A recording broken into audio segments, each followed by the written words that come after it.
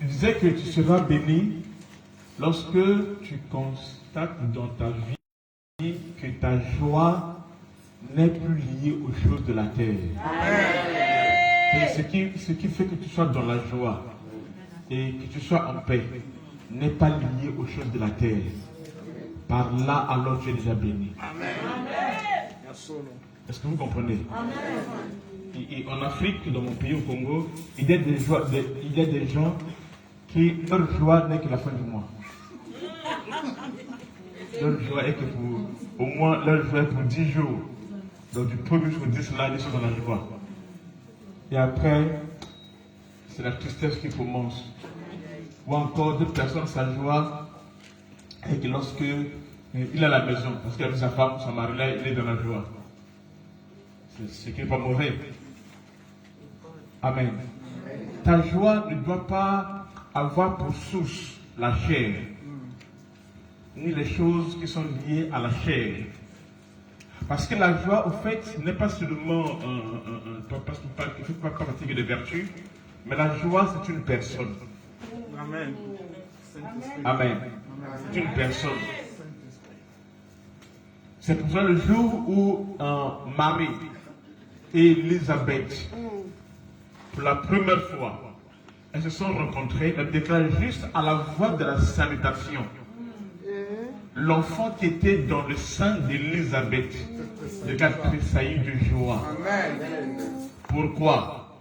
Parce qu'il avait rencontré celui qui s'appelle la joie. La joie est une personne. Il y a des gens qui cherchent la joie ou autre chose dans l'alcool, dans l'argent, ou encore dans les habits, ou encore dans les choses, bref, dans les choses de la terre. C'est une chose passagère. Amen. La joie véritable vient de la parole de Dieu qui est Christ. Amen. Amen. Est-ce qu'on peut acclamer très fort le Seigneur Jésus-Christ?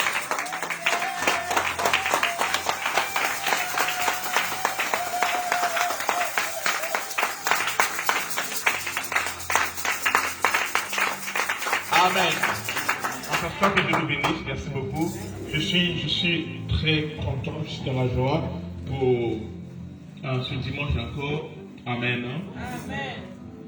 Amen. Amen. Alors, je vais rapidement finir quelque chose que je n'ai pas touché hier. Ok? Rapidement. Et après, on rentre dans le thème de ce matin. Amen. Quand vous vous rappelez ce qu'on a vu hier? Rapidement. Moi et mes 3 disciples. Deuxième partie. Ok? Qui peut me rappeler ce qu'on a vu rapidement, ce qu'on a vu? On a parlé sur quoi? Il y a 4 périodes, amen, qui nous permettent de mieux encadrer notre disciple. Amen. Amen. Donc il y a le temps, il y a la période de transition. Cette période qui permet que tu puisses gagner des frais, des membres, tout ça là, ok? Et les introduire dans le royaume. J'ai expliqué cela, n'est-ce pas?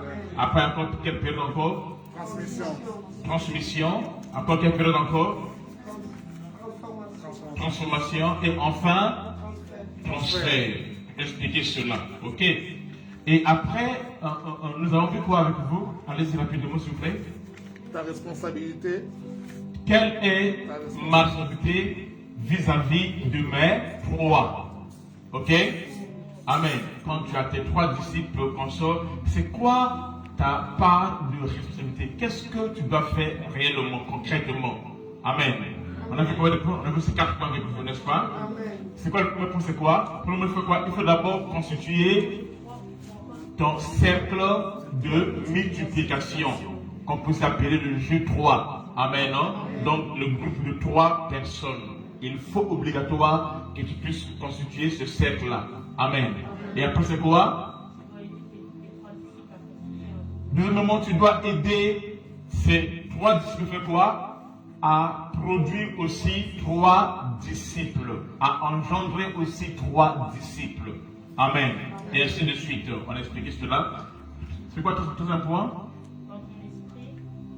Tu dois les préparer à Tu dois préparer ces personnes-là à assurer ta relève.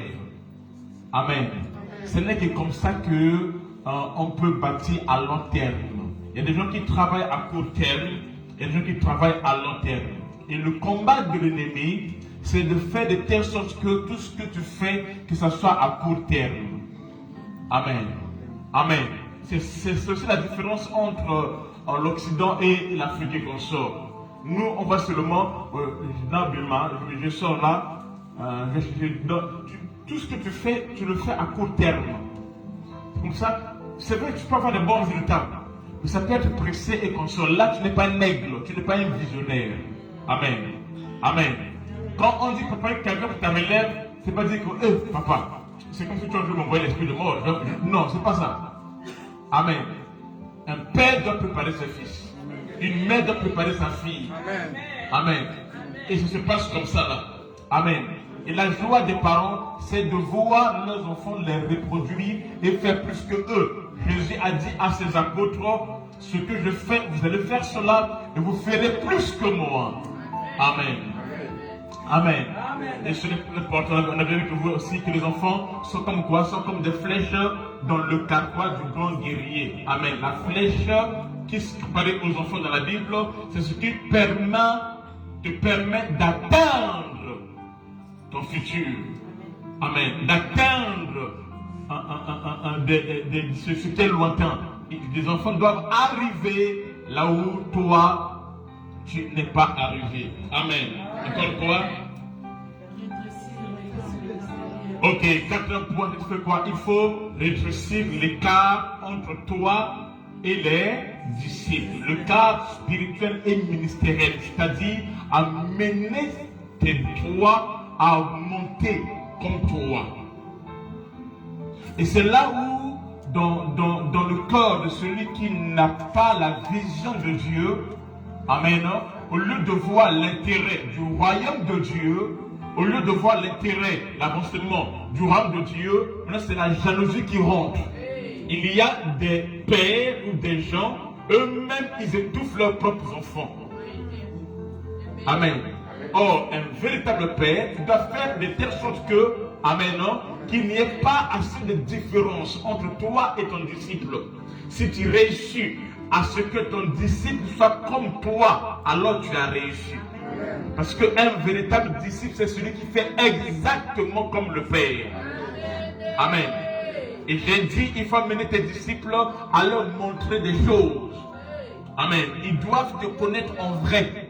C'est pour cela que Jésus-Christ a fait quoi? A emmené les apôtres de Matthieu 17 lorsqu'il se transfigurait. Il déclare, il s'est transfiguré devant eux.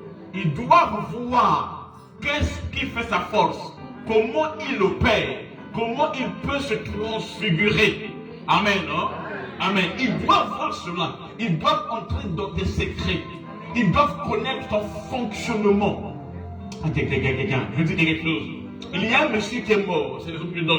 Il y a un monsieur qui est mort. C'est les autres qui est bizarre. Hein? Ne prenez pas ça, mais les sont bien. Un monsieur qui est mort. Il a laissé des biens à son fils. Son fils est content parce qu'il a vu que son père était riche. Il y a l'héritage, il y a des magasins et consorts. Or, son père avait des trucs bizarres. Il avait un système bizarre que le fils ne connaissait pas. C'était quoi? C'est que chaque matin, lui, avant d'aller commencer au bureau de travail et consorts, il fait quoi? Il va, il prend de l'eau, il jette. Il dit des choses bizarres, tout ça là. Et c'est ça qui fait sa force. Dès qu'il sort maintenant, alors il est prospère. Alors le fils a hérité, les affaires de son père sans hériter ce qui fait la force. Est-ce que vous comprenez? Donc il a hérité, mais sans connaître le fonctionnement. Et alors, après quelques temps, c'est la chute. Les gens disent non, c'est celui-là. La vie va avec les femmes. Ce n'était pas les femmes. Mais il ne connaît pas, il fait de son mieux. Mais le fait qu'il ne connaît pas le fonctionnement, ça ne marche pas. Ok, moi je laisse ça. Je prends ça dans la Bible. Dieu appelle un monsieur. Il s'appelle Moïse. Dieu l'appelle. Dieu dit, je te fais devenir Dieu. Mais sauf que Moïse, quand il est né, Après 3 mois, il a été envoyé juste dans l'eau et récupéré par les Égyptiens. Amen. Il a été élevé pas comme un hébreu, mais il a été élevé comme le fils de la fille de Pharaon. Donc Moïse ne connaît rien des cultures, du système ou des mystères des alliances liées aux Hébreux et à leur Dieu.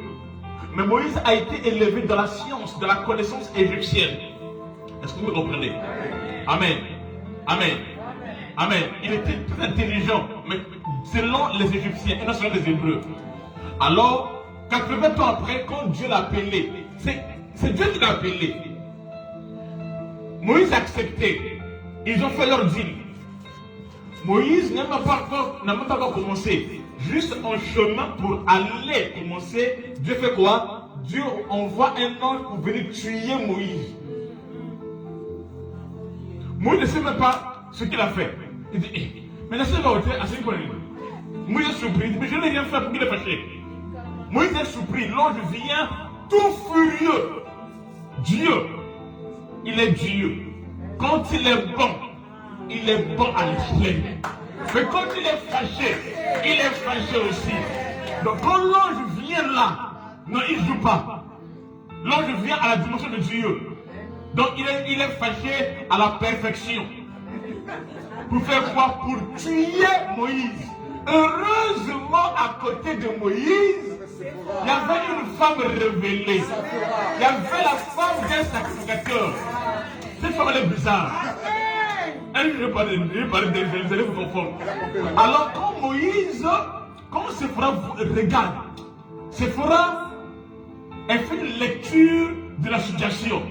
Séphora comprend, non, c'est pas Moïse, elle interdit qui est là. Parce que Séphora est la fille de qui? De Jéthro. Jéthro est un habitant de Mandian. Or, Mandian est fils d'Abraham. Voyez-vous, Mandian, Abraham a eu 8 enfants. Donc, Isaac, Ismaël, après avec une femme qui s'appelle Ketura, ils ont eu 6 enfants, parmi lesquels il y a Mandian. Donc, Mandian, puisque les fils d'Abraham connaissent le mystère de la circoncision. Donc, je dis quoi? Il y a l'interdiction. Il y a l'interdiction ici là. Non. Amen. Elle comprend, elle va rapidement, elle prend une pierre, paf, elle opère la circoncision. Quand l'ange voit le sang, oui, là vraiment c'est bon. Là maintenant, tu opères dans l'alliance. Parce que dans l'alliance d'Abraham, c'est-à-dire dans la lignée d'Abraham, dans l'alliance du peuple auquel Moïse devait aller rentrer dans leur affaire là, ils ont leur manière à eux. Sur la terre, ils étaient l'unique peuple qui portait les marques dans la chair. Amen. Il n'y avait que eux. Est-ce que vous comprenez? Il n'y avait que eux sur la terre et qu'on sort. Donc quand Dieu a dit oui, maintenant, on est en accord. Amen. Hein? Et l'ange se retira. Et Moïse dit, maman, c'est fort. Oh, moi si, mais l'homme Séphora. Séphora est bizarre. Un jeu peut aller dans la profondeur. Amen. Un jeu comme ça dans Exode 18-19 comme ça, là, vous allez voir que j'ai trouvé des conseils à Moïse. J'ai trouvé des mots, tu sais, que tu reçois les gens du matin jusqu'au soir, tu es fatigué, tout ça là. Ce n'était pas Jéthro, c'est Séphora qui avait pris les histoires de la maison et qui a mené à son père. Papa, le mari, je ne le vois jamais à la maison. Du matin jusqu'au soir, il est qu'à l'église. Il est que dans les choses de Dieu et qu'on sort. Je ne le vois jamais. Oh, ça c'est quel genre de mariage? Maintenant, quand le père reçoit ça maintenant, et toi quel message, il ne va pas dire que non, c'est Moïse, ta femme a dit ça, non. Il va dire, Moïse, tu sais que tu t'épuises, hein? Tu travailles du matin jusqu'au soir, c'est pas bon, hein? Tout ça là. Et il était venu régler les histoires de sa fille. Alléluia. On verra faire des choses en profondeur. Amen. Donc il y a un système qui est là, qui est établi. Est-ce que vous comprenez? Amen. Il faut entrer l'enfant, tes disciples, dans ton système à toi. Il faut leur entrer dans ta révélation. Il faut leur entrer dans ton monde à toi. Amen. Amen. Ils doivent voir les choses. Non pas seulement les choses qui sont bonnes, même ce qui est négatif. On a vu avec vous que dans Matthieu 26, Amen, Jésus a amené les apôtres à Gethsemane au moment qu'ils priaient. Il les a amenés les trois, Jean, Jacques et Pierre, les trois ailleurs. Et devant eux, il a commencé à être triste et à s'angoisser devant eux, afin qu'ils puissent le voir aussi dans cette autre dimension. Et toi à toi, ils doivent te connaître tel que tu es. Dans le but de faire quoi? De tirer des leçons. Amen. On a vu ça hier et qu'on sort. Amen. Retenez ceci, que l'évangile, amen, amen. Les autres apôtres, pardon, les autres apôtres, ce n'était pas, quand on dit les autres apôtres là, il y a trois parties. Les apôtres, ils ont trois parties. La première partie des apôtres, l'introduction, il s'agit que, quand on dit les apôtres là, ce n'est pas tous les apôtres. Quand on dit actes des apôtres, vous m'entendez? Oui. C'est pas les actes des 12 apôtres, non, c'est pas ça. On n'a pas dit ça. C'est ce que je pense, mais c'est pas ça. Lorsqu'on dit actes des apôtres, amen, il est question de quoi? Des trois principaux, c'est-à-dire les apôtres, les disciples de Jésus. Amen. Amen. Le cercle de multiplication de Jésus, le groupe des trois de Jésus. C'est avec ce groupe-là que Jésus opérait dans l'intimité, afin qu'ils puissent voir. C'était ses disciples à lui. Vous comprenez? Les autres là étaient les disciples des trois. C'est pour cela même eux, pour parler de Jésus-Christ, ils devaient passer par les trois. Vous comprenez? Donc à l'intérieur, il y avait encore une autre dimension à l'intérieur. Et cela se passait comme ça. Amen. Si tu prends les livres des actes d'apôtres, tu ne verras jamais leur nom. Au début, on parle que de ces trois noms. Jean, Jacques et Pierre, c'est tout. Vous ne verrez pas là où nous parlons de toutes ces personnes-là. On ne parle pas d'eux. Amen. Amen. Est-ce que vous comprenez? Je le vois par exemple dans Actes chapitre 3, chapitre 2, chapitre 3, pardon, chapitre 2, lorsque il y a eu la Pentecôte, on parle de Pierre qui s'est fait quoi? Pour faire la première prédication. Amen. Acte 3, on nous mentionne le nom de Pierre et Jean qui ont fait quoi? Qui ont amené cet homme-là qui était paralysé à se relever. Amen. Acte chapitre 4, on nous parle de l'ange qui est rentré dans la prison. Amen. Pour délivrer miraculeusement Pierre et Jean. Amen. Acte 4, on nous parle aussi de l'ombre de Pierre dans Acte chapitre 5. L'homme de Pierre qui guérissait les malades. Pierre et Jean, ce sont ceux qui ont été envoyés en Samarie dans Acte chapitre 8, suite au réveil spirituel provoqué par le Saint-Esprit, par le canal de Philippe. Amen. Acte chapitre 9, c'est l'histoire de Saül qui s'est converti. Acte chapitre 10, on nous parle de Corneille. Au moment que Corneille était là, alors Dieu a fait envoyer qui? Par l'Esprit, envoyer Pierre chez Corneille. Est-ce que vous comprenez? Acte chapitre 12, alors c'est là où Jacques, parmi les trois, il y a Jean, Jacques et Pierre. Jacques, qui était parmi les principaux, amen, a été arrêté et a été tué par Hérode. Ils étaient à trois. Amen. On a tué Jacques. Il reste qui? Jean et Pierre. Et Pierre était arrêté. Pierre était arrêté. Chapitre 12, Pierre est arrêté. Donc, Jean restait à seul avec les disciples. C'est Jean qui a fait des prières. Lorsqu'on dit que l'église a commencé à prier pour Pierre là, c'est Jean qui était à la tête. C'est Jean qui a organisé des prières là. Pourquoi? Il dit, là Jacques est parti. Après, Pierre est arrêté. Après, ce sera qui? Ce sera mon tour. Pour ne pas que cela n'arrive, on doit prier maintenant que Pierre sort. Je ne veux pas être le suivant. Amen. C'est comme ça. Amen. Amen. Et après, acte 13, c'est là où on consacre les apôtres et on parle plus d'eux, mais on parle maintenant de qui? De Paul pour la relève. Ça, c'est la deuxième partie des actes d'apôtres qui commence maintenant. Donc, lorsqu'on parle des apôtres, ce sont les actes des trois. Amen. Amen. Jean, Jacques et Pierre. Et par contre, André, Philippe et Barthélemy avaient aussi leur acte. Matthieu, Thomas, Jacques, fils de Aphné, avaient aussi leur acte. Thaddée, Simon le Cananite et Matthias, celui qui représente Judas, amen, après sa mort, avaient aussi leur acte. Amen. Mais les actes des apôtres sont les actes des principaux disciples de Jésus-Christ, c'est-à-dire du cercle de multiplication. Amen. Amen. Amen. La preuve est que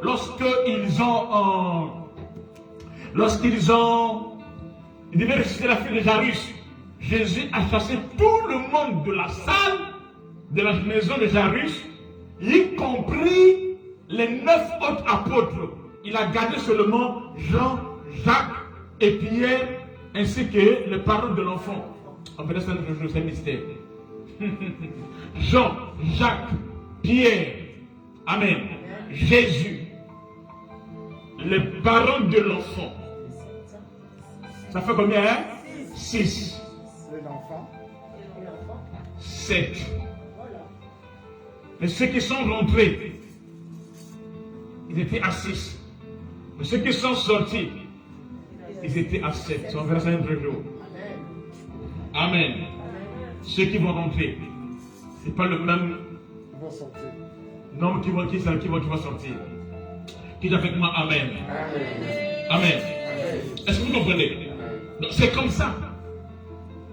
Même dans l'église d'Antioche, quand Paul est venu, Paul aussi a fait ses disciples. Son cercle. Amen. Les gens comme Timothée, les gens comme Silas, les gens comme Tite, comme Philémon et consorts, c'était ses disciples à lui. Des gens qui peuvent dire à Timothée dans 2 Timothée 2:2, il dit ceci: ce que tu as appris de moi, confie-le à des gens. Donc fais des disciples qui seront capables de faire quoi? De confier aussi à d'autres personnes. Amen. Jésus nous a envoyés pour faire des disciples. Amen. Et cela se passe comme ça. Et c'est comme ça que la gloire de Dieu, amen, est appelée à se manifester. Amen. Je demande à ceux qui n'étaient pas là hier de voir le lancement d'hier et ils seront bénis. Alors, nous allons, vas-y. Notre thème de ce dimanche est: je ferai de toi une grande nation. Nous sommes toujours dans l'enseignement de la grande moisson divine. Vas-y.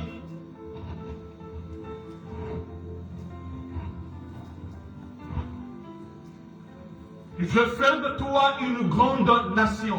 Nous sommes dans Genèse chapitre 12, verset 1 à 3. Genèse 12, le verset 1 à 3. C'est bon? Écoutez ce que la Bible dit. L'Éternel dit à Abraham, ça très bien s'il te plaît, va-t'en de ton pays, de ta patrie. On verra ça un jour. Pourquoi il a dit pays? Pourquoi il a dit patrie? Pourquoi il a dit de ton père? Va-t'en de ton pays, de ta patrie et de la maison de ton père, dans le pays que je te montrerai. Continue. Je ferai de toi une grande nation. C'est notre thème aujourd'hui. Je ferai de toi une grande nation et je te bénirai.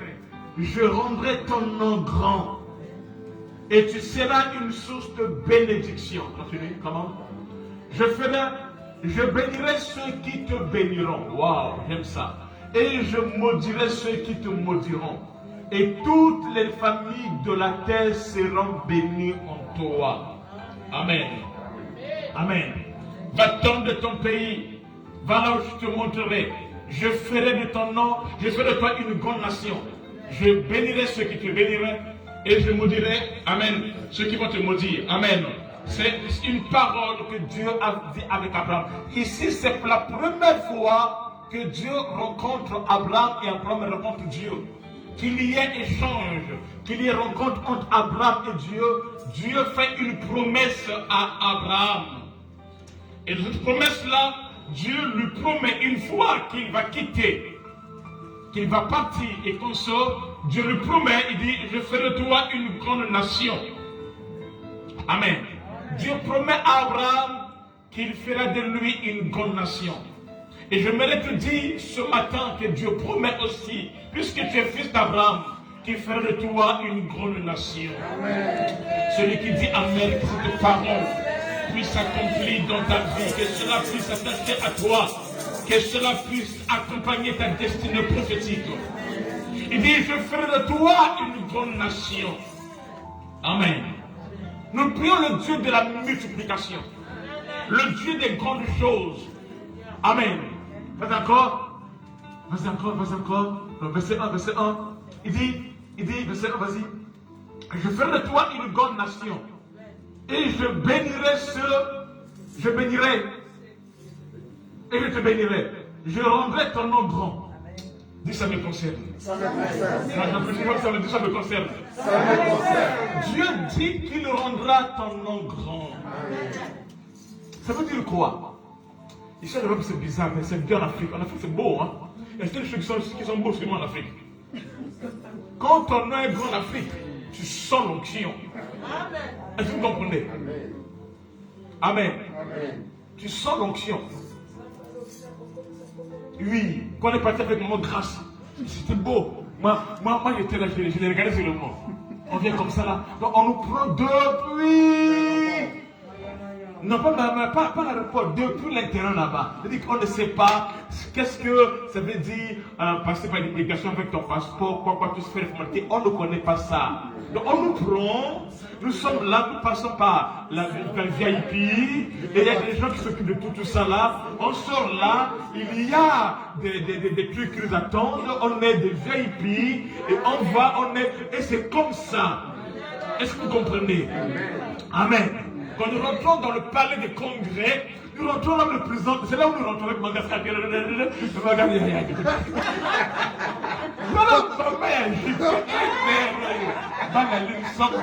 Amen. Amen. En Afrique, quand ton nom est grand, ça veut dire quoi? Ça veut dire que si par hasard, quelqu'un t'arrête, la police t'arrête, tu fais juste descendre, juste gravité. Il dit non, c'est monsieur X. Dès qu'il entend, oh, madame, je m'excuse, je ne savais pas. Tout ça là, allez ici, ton nom est grand. Alléluia. Et lui, il y a photo, parce qu'on a ballon côté. Amen. Quand ton nom est grand. Parfois même, ce n'est pas ton nom, mais tu as le même nom que quelqu'un qui a un nom grand. On te confond. On croit que tu es membre de la famille. Je dis à quelqu'un, ton nom c'est la grande. Dis, ça me concerne. Si tu ne crois pas, ça va t'accomplir dans ta vie. Amen. Amen. Ton nom doit être grand. Qui dit avec moi, Amen. Nous croyons la grandeur. Il dit, je rendrai ton nom grand. Et tu seras une source de bénédiction. Dis à ton frère, t'as entendu? Tu t'as entendu? Oui, je serai une source de bénédiction. Amen. Ceux qui te béniront, ils seront comment? Bénis. Bénis-moi, bénis-moi, bénis ma vie, bénis-moi. Chaque jour que je me vois te bénir, je dis, maman, est-ce que Dieu puisse te bénir?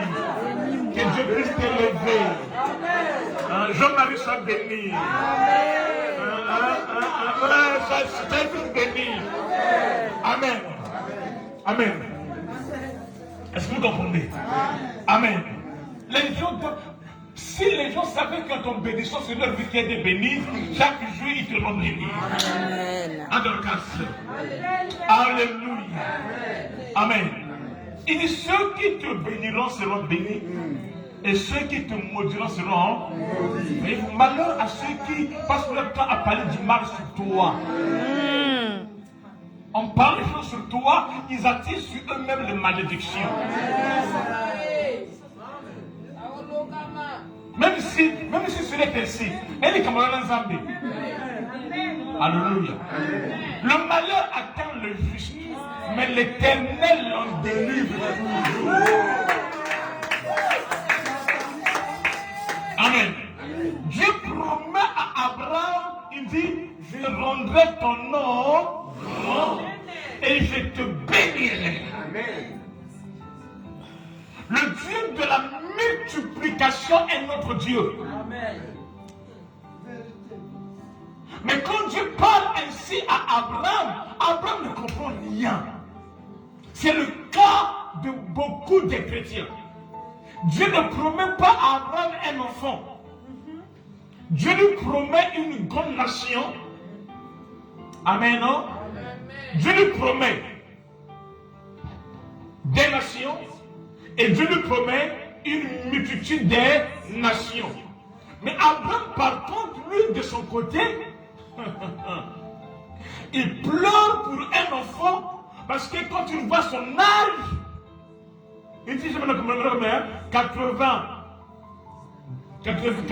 90 ans. Amen. Et Sarah combien? 80 ans.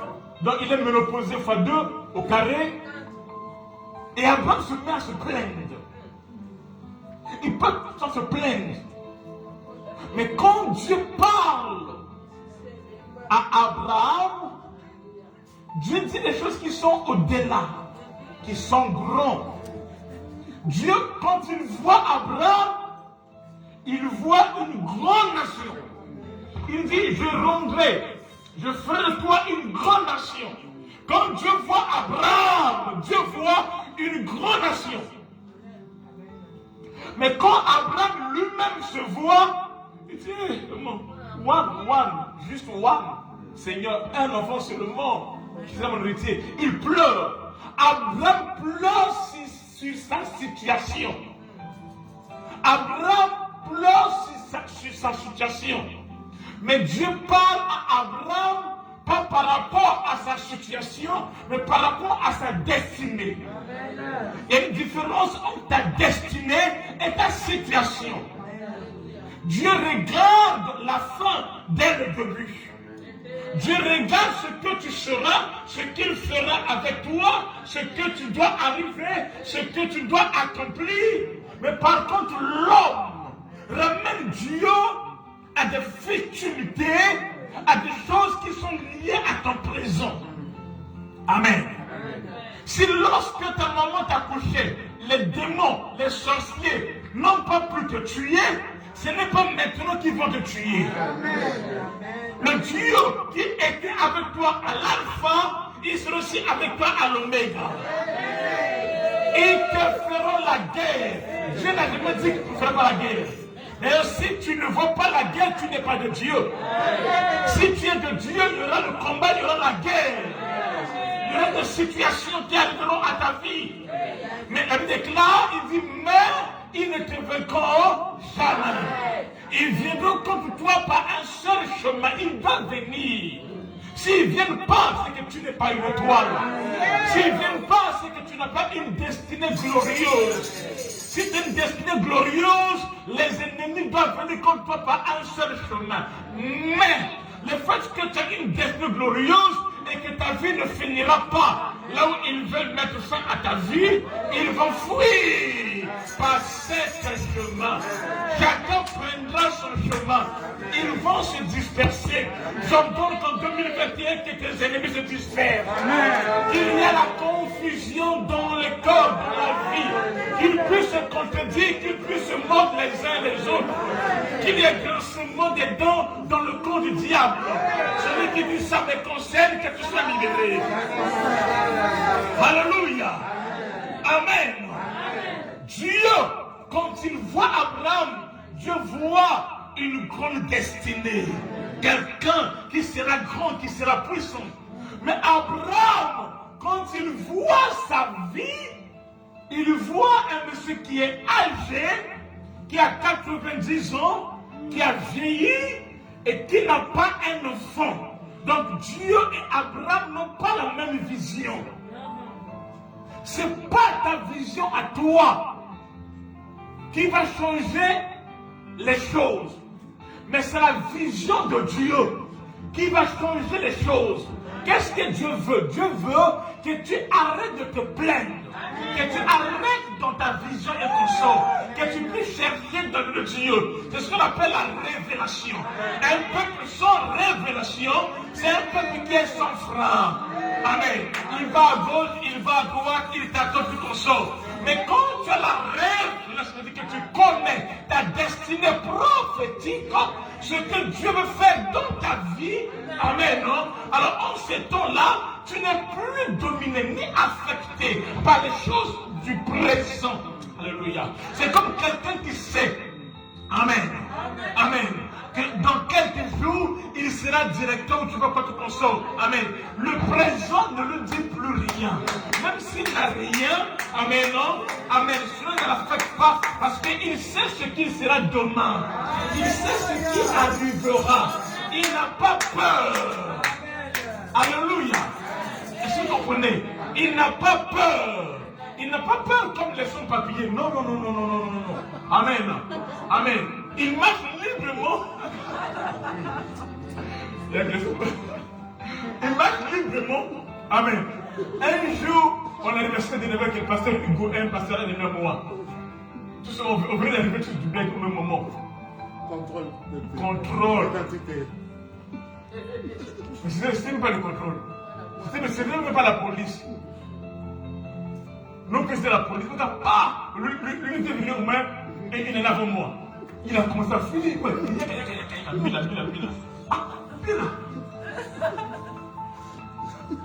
Moi, je m'en ticket dit, le diable fait rentrer là, je vais après, et quand il a fait la fin, elle va me mettre. Il y en a qui les gens qui marquent les contrefaçons là, tout ça là. Hein? On les appelle. Comme vous avez dit. Elle dit, hey, c'était pour les voitures. Il dit, ah, basta. Je me fais plus courir comme ça là. Le paiement. Alléluia. Amen. Dieu nous appelle à des grandes choses. Amen. Tu dois croire à ta destinée. Quand Dieu regarde Abraham, il voit Abraham dans une dimension que lui-même, il ne se voit pas ainsi. Il voit Abraham dans une dimension que même son père Terach ne le voit pas comme ça là. Parce que pour Terach, Abraham est stérile. Abraham aussi, il est stérile. Mais Dieu voit autre chose.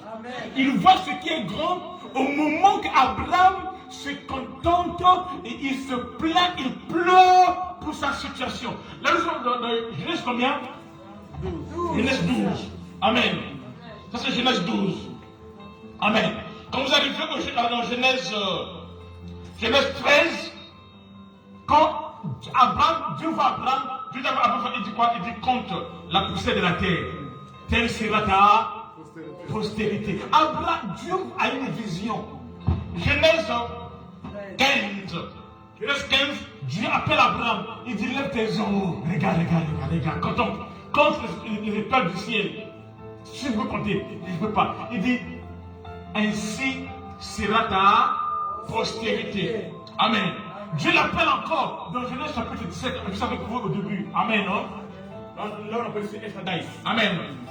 Il dit je serai toi. Là encore, il augmente la dimension.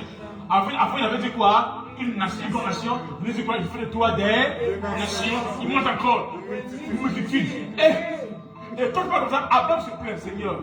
Je suis un enfant. Et ça m'énerve. Même ça. Genèse 17. C'est là où tu es? 17, 15. Verset 1. Oui. Lorsqu'Abraham s'est âgé de 42, l'Éternel parlait à Abraham et lui dit, je suis le Dieu Tout-Puissant et je suis avec vous. Il dit, marche devant ma face, marche mon fils, tu te perds pour rien. Marche devant ma face, marche devant ma face et sois intègre. C'est ce que Dieu attend de toi, que tu marches devant lui et que tu sois intègre. Ne perds pas ton temps dans regarde à ça. Ça, ce sont des situations. Toi, tu regardes les situations, mais Dieu regarde ta destinée. Amen. Il y a des gens qui prient, leur prière, ils viennent lui dire leur prière est liée à leur situation. Ça, c'est les apprendre. Mais Dieu, il veut te voir entrer dans la même sphère que lui, dans ta destinée. Écoutez, vas-y. Continue, vas-y, oui. Je t'établirai mon alliance entre moi et toi. et je te multiplierai à l'infini. Il parle autre chose. Abraham ne comprend pas. Vas-y. Abraham tomba sur sa face et Dieu lui parla en disant, voici mon alliance que je fais avec toi. Tu deviendras père d'une multitude des nations. Tu deviendras quoi? Père d'une multitude de nations. Retenez ça. Vas-y. On ne t'appellera plus Abraham, mais ton nom deviendra Abraham. Alléluia. C'est Abraham, car je te rends. Hé Zambé, je te rends père d'une multitude. Abraham veut dire quoi? Père d'une multitude. Amen. Dans le père des nations. Écoutez maintenant, en fait, quand tu dis ça, tu ne comprends pas ce que ça veut dire. Lorsque Dieu dit à Abraham que je te fais, ou je te rends, je te fais devenir, tu deviens. Amen. Abraham, ce n'est pas un nom comme ça. Oh non, Abraham. Abraham, ce n'est pas un nom. Abraham, c'est une dimension que Abraham devait atteindre. Amen. Amen. Amen. Dieu fait quoi? Dieu a élargi. Dieu a fait entrer le mystère de H. Dieu vient, et vous le H de Elohim. Le H de Elohim là, Dieu prend ce H là qui était dans son nom. Il prend ça, il duplique ça, il crée une maquette, une photo de ça, il prend ça, il met ça. Donc c'est lui-même qui rentre dans Abraham et il élargit Abraham. Abraham devient Abraham, qui veut dire le père de multitude. Or, lorsque Dieu appelle Abraham père de multitude, ça veut dire que Dieu prend Abraham, il élève à son niveau, à lui Dieu. Amen. Parce que le père, c'est-à-dire que le nom père de multitude ou père des nations, c'est un nom de Dieu. C'est une dimension de Dieu. Amen. Vous comprenez ça? C'est l'attribut de Dieu. Maintenant, Dieu fait quoi? Il prend Abraham, il l'élève au même niveau que lui. De telle sorte que le fait que lui, il est le père des nations, c'est lui qui a créé les nations, c'est lui qui est le père des nations, que Abraham aussi devient comme lui, père de nations, et de la même manière que lui a le pouvoir sur les nations, qu'Abraham a le pouvoir sur les nations, de même qu'il domine sur les nations, qu'Abraham, par ses enfants, domine sur les nations, sur la dimension auquel Dieu, voyez-vous comment les Juifs dominent aujourd'hui, c'était cette dimension-là que Dieu, amen, non, voulait qu'Abraham soit, que ce soit lui qui domine sur les nations, comme aujourd'hui, les Juifs dominent sur les nations parce qu'ils sont issus d'Abraham et cela est lié à cette parole. Ce ne sont pas des histoires, mais c'est une puissance réelle, démontrable, vérifiable. Alléluia. Alors toi aussi, tu es fils d'Abraham. Et comme fils d'Abraham, Dieu veut t'emmener dans cette dimension où il n'y a pas de limite. Amen. Une dimension où il n'y a pas d'obstacle. Si étant qu'Abraham, ton corps est un obstacle, ton âge est un obstacle, mais étant qu'Abraham, là-bas il n'y a pas d'obstacle, là-bas il n'y a pas de corps charnel. Alléluia. Là-bas il n'y a pas de limite, là-bas il n'y a pas d'âge. Parce que Abraham est la dimension de Dieu. Et cette dimension-là, Dieu en lui, il n'y a pas de limite, il n'y a que la possibilité. C'est le Dieu de toute possibilité. J'annonce que dans ta vie, Dieu t'emmène à une autre dimension. Tu n'es pas né au hasard. Tu n'es pas né pour les miettes. Tu n'es pas né pour faire je sais pas quoi. Mais tu es né pour marquer ta génération.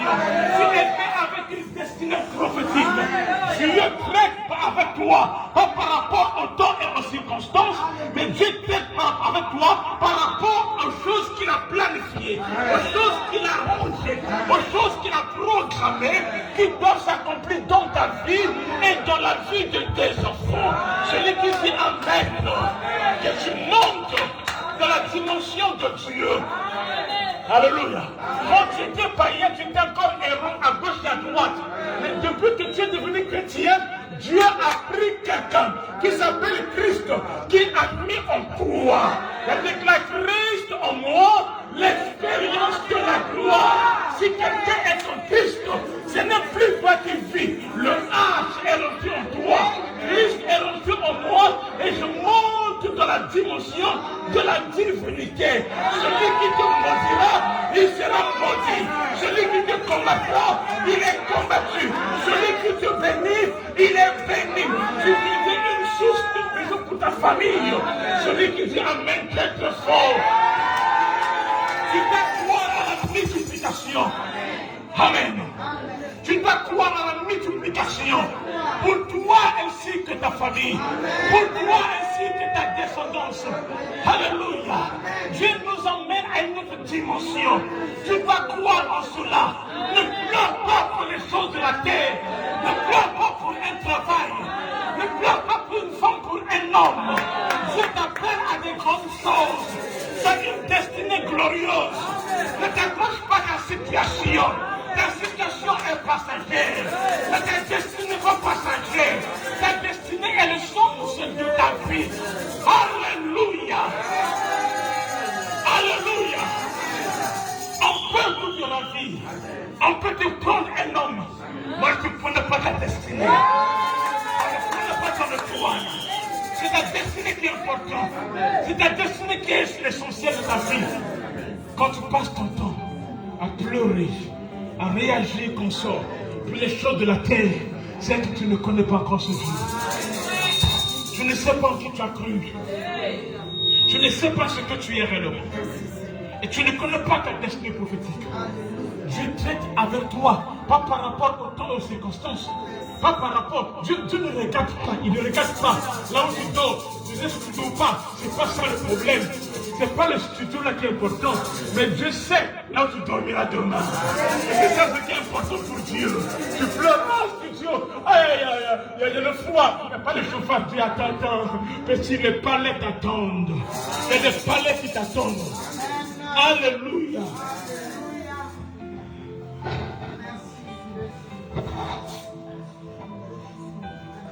Nous prions un Dieu puissant, un Dieu grand et un Dieu véritable. Accroche-toi à ce Dieu-là. Marche selon lui. Et tu verras Dieu opérer du agir. Et les gens, quand ils viennent vers moi, ils parlent. Ils parlent beaucoup. Je les écoute. Et souvent, je sais qu'ils ne comprennent pas. Et ils pensent que papa n'a pas écouté. Papa lui l'a demandé. Il dit que Dieu te bénisse. Ah, papa, c'est tout, papa. Tu ne regardes pas.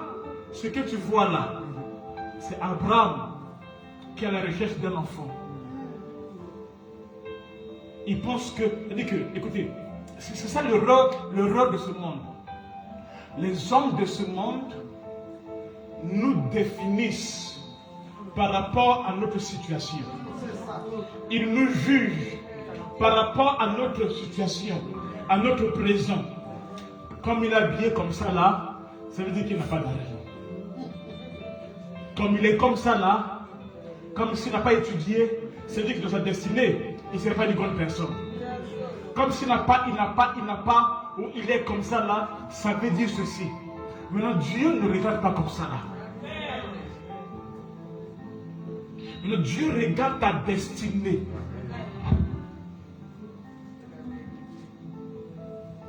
Est-ce que vous comprenez? Dieu regarde ta destinée. Mais les hommes regardent ta situation. Il y a 2, 3, 4 enfants de pères différents. Qui va encore l'épouser? Ce sont les situations. Ça, ce n'est pas ta destinée. Dans ta destinée, il y a quelqu'un qui est ton terminus, qui existe quelque part, qui fera ta joie. Amen. Qui te fera oublier de 3 fautes là. Amen. Tu seras content. Est-ce que vous comprenez? Dans ta destinée, tu as tout prévu. Ne regarde pas ton mari. Oh, vraiment. Ah, vraiment, papa, t'es un moco. Non, ne regarde pas comme ça là. Toi, regarde Dieu.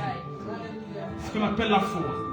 Quand tu apprends à regarder Dieu, alors en ce temps-là maintenant, la foi rentre en action. Amen. La foi est cette dimension qui te permettra de voir, pas selon toi, pas selon les circonstances. Amen, non?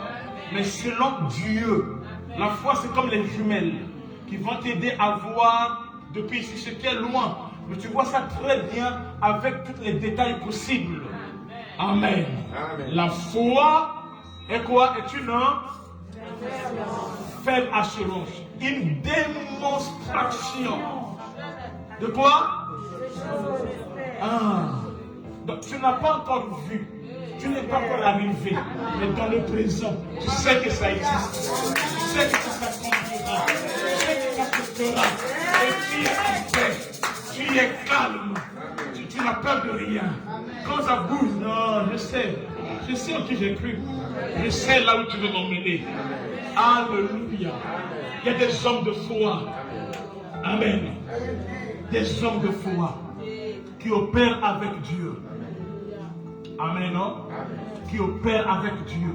Et dont Dieu témoigne sa grâce, témoigne sa parole. N'ayez pas peur. Sans la foi, il est impossible de lui être agréable. N'agis pas par les situations, ni par les circonstances. Non. Regarde la destinée. La destinée, c'est ce que Dieu dit. C'est ce que la parole dit. Amen. C'est ça la destinée. Et ta destinée, c'est par la foi. Tu deviendras grand. Et tu deviendras une grande nation. Non pas seulement qu'il dit cela à Abraham. Amen. Non? Il dit que tu vas te multiplier à l'infini. Amen. Abraham, tu vas te multiplier à l'infini. Je ferai de toi une multitude de nations. Amen. Amen. Je me dis quelque chose, vas-y, dans Genèse 28, verset 3. Vas-y. Genèse 28, verset 3. C'est ça? Que le Dieu Tout-Puissant te bénisse. Lorsque Abraham a compris ça, et qu'Isaac a compris cela, voyez comment Isaac va bénir son enfant. Il dit que le Dieu Tout-Puissant te bénisse, te rende fécond et te multiplie.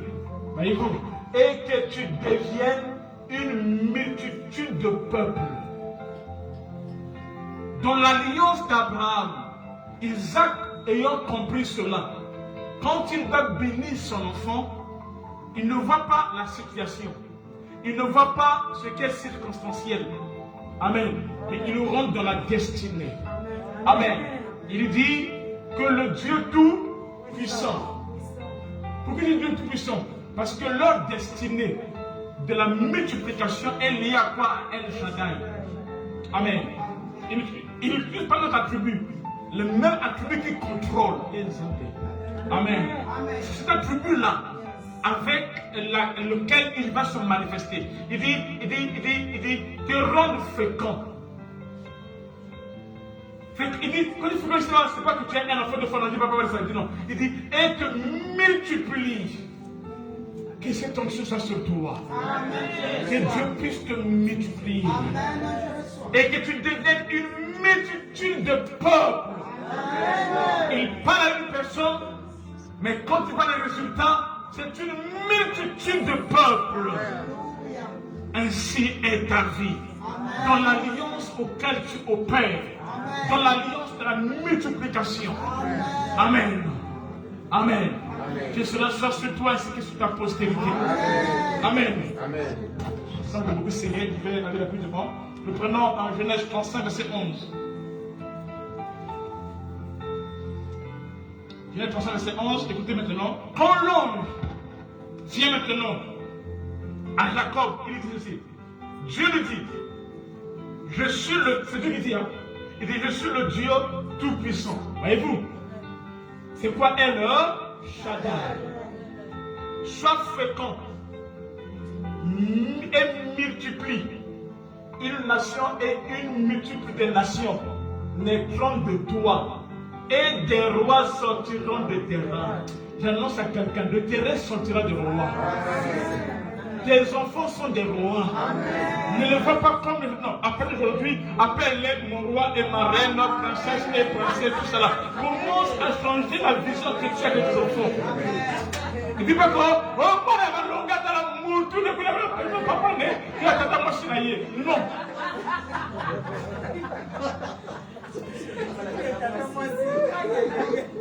Quand tu vois tes enfants, ne vois pas la tête comme ça tombe, non. Tu vois des rois qui sortent de moi. Je suis quelqu'un qui est dans l'alliance. Si tu ne regardes pas aux circonstances, si tu ne regardes pas à la situation, tu verras des rois. Mais si tu regardes aux circonstances et la situation, tu verras mourir à ta moitié. Amen. Regarde Dieu. Crois que ses enfants, ils seront des chefs et des boss dans ce pays.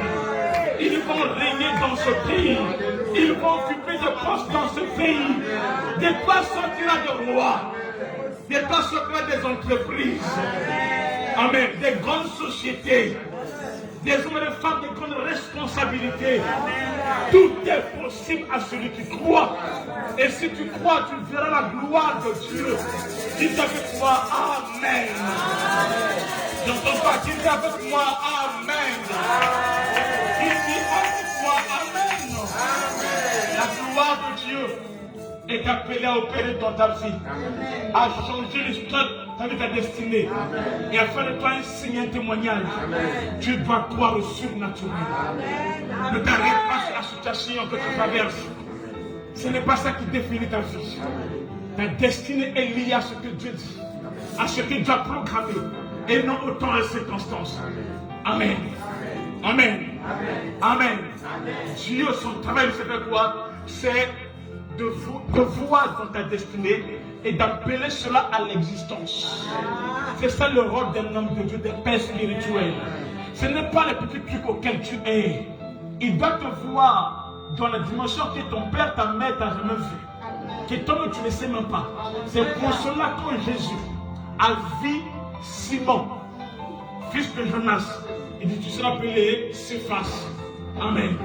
Il dit, je ferai de toi un pécheur d'homme. Ça c'est ta destinée. Mais ce qui pêche là, ça c'est la situation. C'est pas ça qui définit ta vie. Mais les hommes de ce monde font le contraire. Ils regardent ta situation pour expliquer ta destinée. Je dis, c'est pas cela. Ça ne se passe pas comme cela. Malheur à celui qui t'a méprisé. Malheur à celui qui t'a négligé. Malheur à celui qui t'a disqualifié. Ta destinée appartient entre les mains de Dieu. Et non pas entre les mains des hommes. Non pas entre les mains des sorciers, des magiciens. Non. Amen. Dieu seul. Amen. Même pas un pasteur. Dieu seul. Amen. Il est celui qui te voit dans ta destinée. Et ce qui c'est de t'emmener maintenant à comprendre, à agir, à quitter ta vision terrestre, à lui rejoindre dans le démonstration d'Abraham, afin de voir comme lui, afin d'opérer comme lui. Amen. Et de devenir ce qu'il avait prédestiné pour toi. J'ai dit, tu deviendras. J'annonce que tu deviendras. Et tu seras un témoignage pour des nations. Un témoignage. Tu seras un géant. Tu seras une source de bénédiction. Tu auras un grand nom. Tes enfants auront un grand nom. Quand tu passeras, regarde la maman de Mbappé qui est là. La maman de Samuel qui est là. La maman de Jean-Marie qui est là. Et le papa, tu me connais, moi-même le pasteur de Thierry qui est là. Le bas même va tirer mon cas au monde, c'est mon cas. Alléluia. Les nations pour héritage. Tu n'es pas un hasard. La preuve est que tu as envie. Malgré le rejet que tu as connu, l'abandon que tu as connu, les critiques que tu as connues, les épreuves que tu as traversées. Tu sais quoi? Pour dire que tu es champion. Si on prend les choses là que tu as traversées, on le donne juste à ton voisin de l'autre étage là, le même jour, à la seconde, il fait l'AVC. Il tombe et il meurt. Pourquoi? Mais toi, malgré ça, au piclé, je suis là. Malgré ça, tu es là. Que 1000 tombent à gauche, 10 000 à ta côté, je resterai debout. David a dit, quand je marche dans la vallée de l'ombre de la mort, je ne ferai aucun mal. Ton bâton et ta houlette me rassurent. Hey! Celui qui est l'alpha, il est aussi l'oméga. Il agira en ta faveur. N'aie pas peur. Ne sois pas démissionnaire. Sois fidèle à tes offrandes. Sois fidèle à tes dîmes. Sois fidèle à des petites choses. Afin que Dieu puisse te confier des grandes choses qui arrivent dans ta destinée prophétique. Dites avec moi Amen. Il y a des gens, rien que pour les dîmes de 100 euros, 150 euros, 200 euros là tu tombes déjà. Dieu t'appelle à des grandes. Alléluia, sois délivré ce matin. Dis papa avec effet. Avec effet immédiat. Paye ta dîme, tu te distrais pour rien.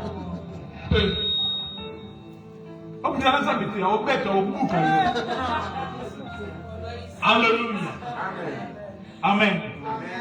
Alors le samedi prochain, ne manque pas. Amen. Nous allons enseigner encore sur la consommation divine. Je crois cette consommation divine.